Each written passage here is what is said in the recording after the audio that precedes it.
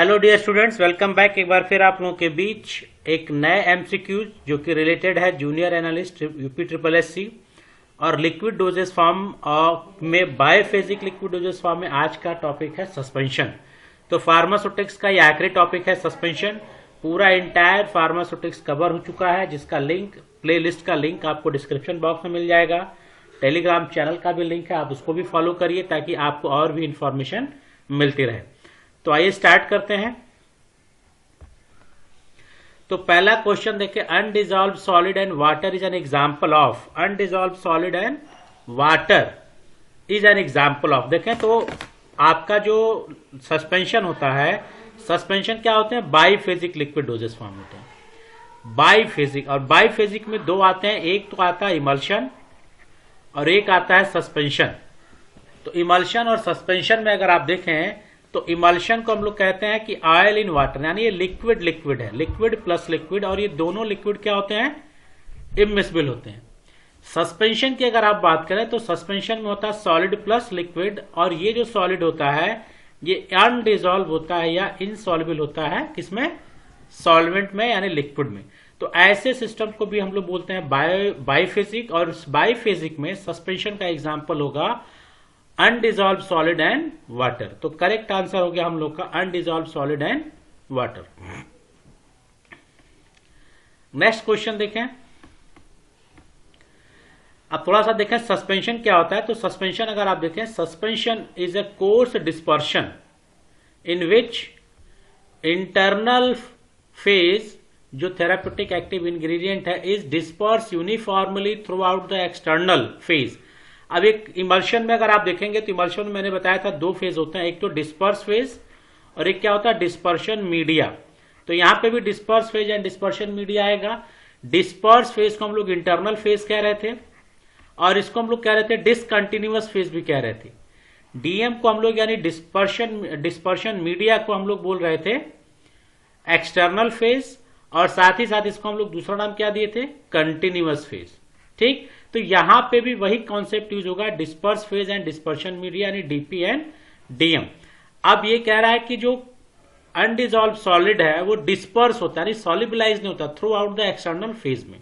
ठीक, जो term disperse का मतलब क्या है? Refers to a system in which one substance, यानी एक सब्सटेंस, यानी जो एक phase is distributed in discrete unit throughout the second phase, यानी एक जो फेज होता है पूरे फेज में डिस्ट्रीब्यूट होता है। अगर आप इस तरह से बात करें तो ये सॉल्वेंट अगर है, इसमें पूरा इस तरह से ये डिस्ट्रीब्यूट होगा, इस तरह से कंटिन्यूअस फेज में।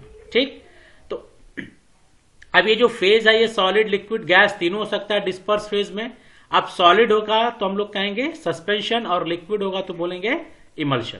Suspension are heterogeneous system consist two phase, तो ये बात बता चुका हूं। बाईफेजिक में हम लोग चलना है, और बाईफेजिक में या तो होमोजीनियस होता है या तो हेट्रोजीनियस होता है। हेट्रोजीनियस का मतलब सल्यूट, जो भी सल्यूट है, चाहे वो सॉलिड के फॉर्म में हो चाहे वो लिक्विड के फॉर्म में हो, ये इमिसिबल होगा या इनसॉल्युबल होगा, किसमें? सॉल्वेंट में। होमोजीनियस में क्या है कि जो सल्यूट है वो सॉल्वेंट में डिसॉल्व हो जाता है। अब जैसे इमल्सिफाइंग एजेंट में, इमल्शन में हम लोगों ने क्या यूज किया था? Emulsifying agent. ये एजेंट यूज किया था जो ऑयल को मिसिबल बना रहा था। उसी तरह से सस्पेंशन में हम लोग यूज करते हैं सस्पेंडिंग एजेंट, और सस्पेंडिंग एजेंट को कहते हैं hydrophilic colloids, which form colloidal dispersion बनाने में काम आता है। ठीक, अब ये क्या करता है कि जब हम लोग सस्पेंडिंग एजेंट ऐड करते हैं तो ये विस्कोसिटी इंक्रीज करता है। अब विस्कोसिटी इंक्रीज करने का कारण क्या है कि जैसे जब हमारे सिस्टम में अगर कोई सॉल्वेंट हम लेते हैं तो कोई सॉलिड पार्टिकल अगर अनडिजॉल्व है तो एक प्रॉब्लम आती है, नीचे सेटल होता है, इस तरह से नीचे मूव करेगा, डाउनवर्ड मूव करेगा ड्यू टू ग्रेविटी, और मूव करने के बाद कुछ इस तरह से उसका अरेंजमेंट हो जाएगा, ये नीचे इस तरह से डिपॉजिट हो जाएगा ऐसे। इसको बोलते हैं सेडिमेंटेशन, इसी को बोलते हैं सेडिमेंटेशन। सेडिमेंटेशन, अब सेडिमेंटेशन है तो कोई पार्टिकल है और पार्टिकल आया तो ऊपर हमारे पास क्या आ गया? अब इस तरह से, तो स्टार्टिंग होना इस तरह से चाहिए, यूनिफॉर्मली डिस्ट्रीब्यूट होना चाहिए, लेकिन थोड़ी देर बाद अगर आप देखें तो नीचे इस तरह से डिपॉजिट हो जाता है। अब डाइजीन आप लोगों ने देखा होगा, डाइजीन अगर आप देखें लंबे समय तक रख दें तो नीचे ऐसे डिपॉजिट हो जाता है, ऊपर लिक्विड आ जाता है। अब क्या है कि अगर हम इसको इस तरह से डोजिंग अगर यूज करें तो पहले क्या आएगा, लिक्विड, बाद में ड्रग आएगा, तो डोज एरर की प्रोबेबिलिटी बढ़ जाती है, यूनिफॉर्म डोज डिस्पेंस नहीं होता है। तो हमको कौन सा कंडीशन चाहिए, नंबर 1 वाला। नंबर 2 वाला कंडीशन हमको नहीं चाहिए। अब क्या है कि पार्टिकल जल्दी से नीचे ना आए, धीरे धीरे सेटल हो, बहुत समय ले, इसलिए हम लोग क्या करते हैं, सॉल्वेंट की विस्कोसिटी बढ़ा देते हैं, और विस्कोसिटी बढ़ाने के लिए हम लोग यूज करते हैं सस्पेंडिंग एजेंट।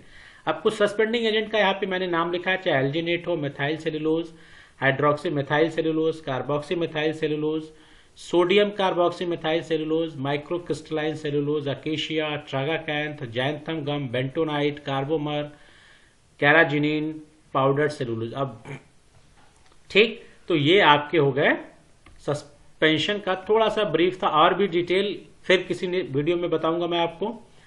अब देखिए, HLB system was developed by HLB, hydrophilic lipophilic balance, जो सस्पेंशन में बताया था, ये ग्रिफिन द्वारा डेवलप किया गया था। तो करेक्ट आंसर होगा Griffin, A.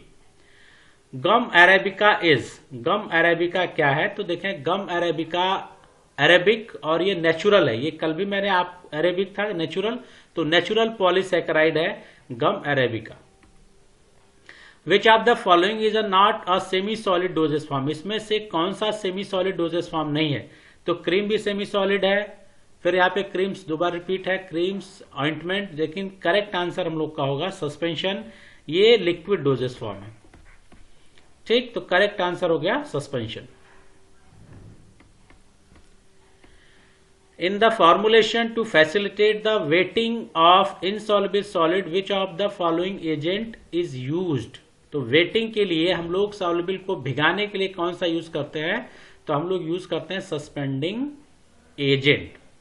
Which of the following is not a monophasic liquid dosage form, इसमें से कौन सा मोनोफेजिक लिक्विड डोजेस फॉर्म नहीं है, तो देखें सस्पेंशन हम लोग पढ़ रहे हैं, सस्पेंशन और इमल्शन, तो suspension monophasic liquid dosage form नहीं होगा, ये होगा बाइफेजिक। लेकिन सोल्यूशन तो अलग बात, गार्गल और सिरप हमारे मोनोफेजिक होते हैं। तो करेक्ट आंसर हम लोग का होगा suspension.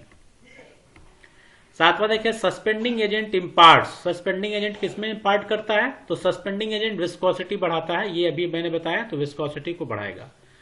Given the following are ideal properties for the suspension, ideal property suspension के लिए क्या होनी चाहिए, तो देखें सस्पेंशन के लिए आइडियल प्रॉपर्टी है, मैंने कहा कि जो सस्पेंशन है उस सस्पेंशन में पार्टिकल इस तरह से सेडिमेंट हो जाते हैं।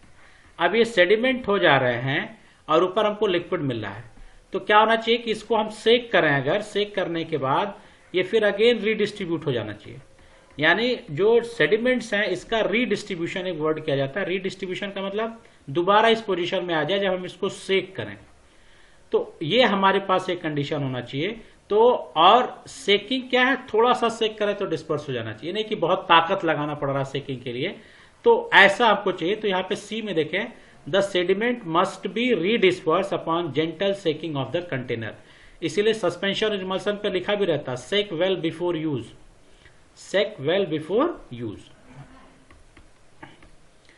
नाइन्थ देखें, which is the labelling requirement for the suspension, तो सस्पेंशन के लिए लेबलिंग रिक्वायरमेंट क्या है, सेक वेल बिफोर यूज, ये इमल्शन के लिए भी था और यही हमारा सस्पेंशन के लिए भी होगा। Which parameter are use for the evaluation of the suspension, हम सस्पेंशन का इवेल्युएशन करने के लिए क्या पैरामीटर करते हैं, तो सेडिमेंट, मैं बार बार कर रहा हूं सेडिमेंटेशन, तो रेट ऑफ सेडिमेंट तो चेक करेंगे, साथ में विस्कोसिटी भी देखते हैं कि विस्कोसिटी कितनी ज्यादा है, क्योंकि विस्कोसिटी ना कम होनी चाहिए ना बहुत ज्यादा, कम होगी तो सेडिमेंटेशन क्या होगा, फास्ट होगा, जल्दी सेटल हो जाएंगे नीचे, और अगर बहुत ज्यादा बढ़ा देंगे तो पोर करने में प्रॉब्लम आएगी।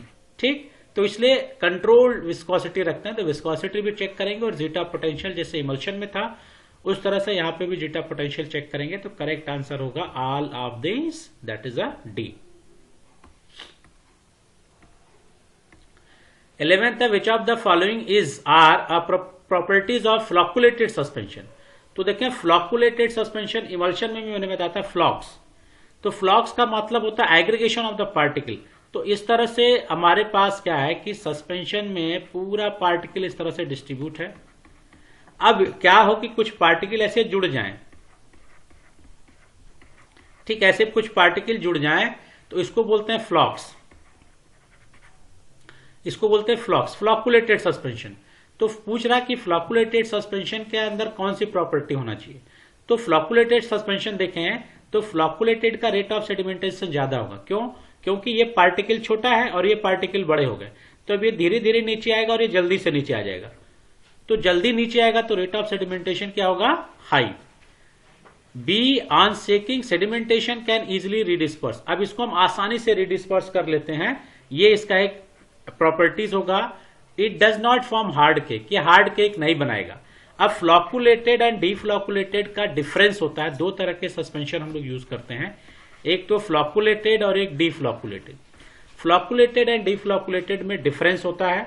अब इसका डिफरेंस का एक वीडियो है जिसका मैं लिंक आपको डिस्क्रिप्शन बॉक्स में दे दूंगा, वहां से आप देख लीजिएगा कि फ्लॉकुलेटेड एंड डीफ्लॉकुलेटेड में डिफरेंस क्या होता है, तो ज्यादा क्लियर हो जाएगा। तो इसका करेक्ट आंसर होगा D, all of the above. The rate of sedimentation is expressed by, तो रेट ऑफ सेडिमेंटेशन को एक्सप्रेस करने के लिए स्टोक्स लॉ यूज करते हैं, तो करेक्ट आंसर होगा D, Stokes law. Suspension is, तो सस्पेंशन क्या होगा? Suspension is a heterogeneous, homogeneous, biphasic, both. तो करेक्ट आंसर होगा, हेट्रोजीनियस भी बोलते हैं और बाइफेजिक भी बोलते हैं, तो करेक्ट आंसर हो गया डी। 14th क्वेश्चन है, what is called as dispersion phase. हम लोग डिस्पर्शन फेज किसको बोलते हैं? तो डिस्पर्शन फेज देखें, आंसर भी आ गया, it is a secondary layer in which colloidal particle are disperse. What is called a dispersion media, हम लोग डिस्पर्शन मीडिया किसको बोलेंगे? तो ये मैं बता चुका हूं कि बाइफेजिक या हेट्रोजीनियस सिस्टम में दो होते हैं, एक तो डिस्पर्स फेज और एक होता है डिस्पर्शन मीडिया। अब आपको याद रखने के लिए मैंने कहा था कि डिस्पर्स फेज को आप सॉल्यूट याद रखिए और डिस्पर्शन मीडिया को सॉल्वेंट याद रखिए। तो कह रहा it is where disperse phase settle, कह रहा it is the solute particle settle, it is where the solute particle settle, it is where the disperse phase is suspended. ठीक, तो ये करेक्ट आंसर आपको मिल रहा है, it is where the disperse phase is suspended. Disperse phase कहां suspended होगा? Dispersion media में। What is the size of colloidal particle, का साइज क्या होगा देखें तो 10 to 20 नैनोमीटर आपके कोलोइडल पार्टिकल का साइज होता है। Is an example of colloidal system, colloidal system का एग्जाम्पल क्या होगा? तो बार बार चलता चला रहा है, इमल्सन सस्पेंशन, इमल्सन सस्पेंशन, तो करेक्ट आंसर होगा डी। 18th है, a dash is mixture in which insoluble substance dispersed in another substance media is called। ठीक, अब कह रहा है इन विच इनसॉल्युबल सब्सटेंस, देखिए यहां पे आ गया, फिर डिस्पर्स इन अनदर, जो पहला क्वेश्चन था अनडिजॉल्व सॉलिड, तो अब ये आ गया सस्पेंशन, करेक्ट आंसर होगा। ठीक, क्योंकि सिरप में सॉलिड डिजॉल्व हो जाता है और इमल्शन में लिक्विड इनसॉल्युबल होता है अनदर लिक्विड में, जिसको हम लोग कहते हैं oil and water, insoluble substance. तो हमारा करेक्ट आंसर हो गया सस्पेंशन ए। 19th है, for flocculated suspension one of the following certain criteria on is satisfied और स्टैब्लिश्ड। तो फ्लॉकुलेटेड सस्पेंशन के लिए कौन सा सही होगा? फ्लॉकुलेटेड सस्पेंशन देखिए, मैंने कहा कि जो पार्टिकल्स होते हैं अलग अलग, ये पार्टिकल्स आपस में ऐसे जुड़ जाते हैं। ठीक, ऐसे जुड़ जाते हैं, इसी को हम लोग बोलते हैं फ्लॉक्स।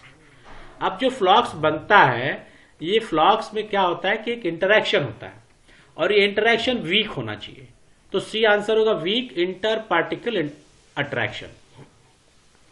For ideal suspension the sedimentation volume should be, तो आइडियल सस्पेंशन में जो सेडिमेंटेशन वॉल्यूम का मतलब क्या होता है कि इवेल्यूशन का पार्ट है कि जो पार्टिकल सेटल होते हैं इस तरह से, ये ठीक, ये सेटल होते हैं, इसको सेडिमेंट हाइट बोलते हैं।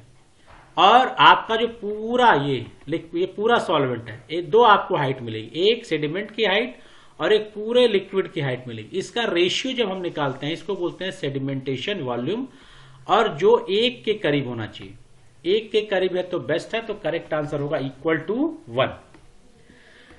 21 है, the ratio of ultimate volume of sediment to the actual volume of sediment before settling is called. इसको सेडिमेंटेशन वॉल्यूम जो भी आया था, अभी मैंने कहा वॉल्यूम को हम लोग हाइट, जो ये हमने बताया अभी कि जो पार्टिकल सेटल हो रहे हैं, ये जो इसकी हाइट ले रहा है h और इसकी हाइट, ये h जो लिया जा रहा है ये वॉल्यूम ही होता है। ठीक, तो वॉल्यूम ऑफ सेडिमेंट और वॉल्यूम ऑफ सॉल्वेंट, तो ये हमारा हो जाएगा सेडिमेंटेशन वॉल्यूम। 22वां, the stability of suspension can be evaluated by. तो स्टेबिलिटी हम लोग जो इवेल्युएट करते हैं वो दोनों तरह से करते हैं, एक तो सेडिमेंटेशन वॉल्यूम और दूसरा रीडिस्पर्सिबिलिटी, दोनों चेक करते हैं। तो करेक्ट आंसर हो गया सी। तो ये आपका एमसीक्यूज था रिलेटेड टू द सस्पेंशन। तो सुटेक्स का एंटायर जो टॉपिक था वो कंप्लीट हो चुका है, बाकी रिमेनिंग भी एग्जामिनेशन से बिफोर आपका कंप्लीट हो जाएगा। तो फिर मिलेंगे नेक्स्ट वीडियो में। Till then goodbye, have a nice day.